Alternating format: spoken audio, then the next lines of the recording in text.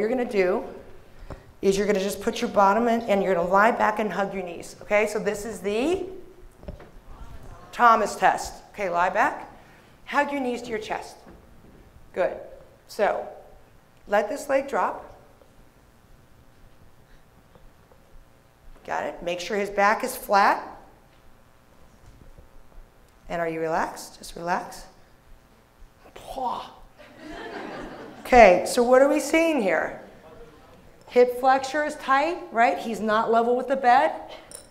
This is his rectus femoris. The rectus femoris is also a major hip flexor, but it starts at the hip, crosses two joints, then crosses the knee. He should be hanging down like that, but he's not, right? So when he's flexible, they're like a grandfather clock. You can move them, all right? So he's tight in his hip flexors, both the psoas, and where does the psoas muscle attach? Lumbar spine, transverse processes, right? That's probably why he's not moving, because he's so tight up front. Now switch.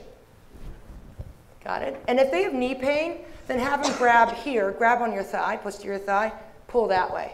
Okay, that way they're not compressing their patellofemoral joint. Back flat, Michael, and then let this drop. Same thing. So he's got the SI joint dysfunction. That was one of our cases. Okay, stand up for me. Because why? Right? We know it's not radicular. So this is a non-radicular source of back pain. We know it's not a systemic reason. Right? He doesn't have a fever, he doesn't have chills.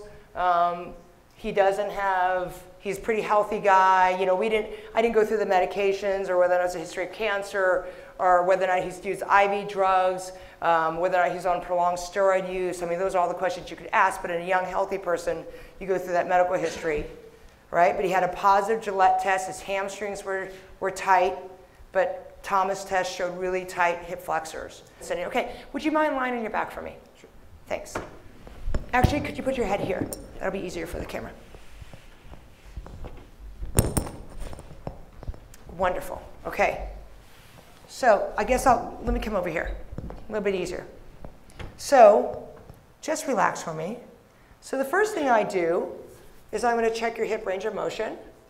External rotation should be about 60. Internal rotation 15 to 30. Any pain in your hip when I do that?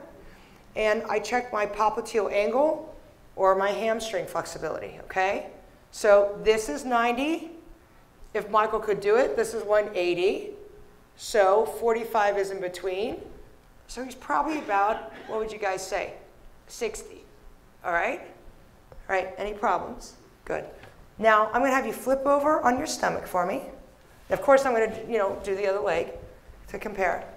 Excellent. All right, are you pretty comfortable? Yeah. I'm sorry we don't have a pillow for you. Okay. Quadriceps tightness. We would love to have the heel to the butt. It's not bad. This is the femoral nerve stretch test, where you grab the knee and you extend here.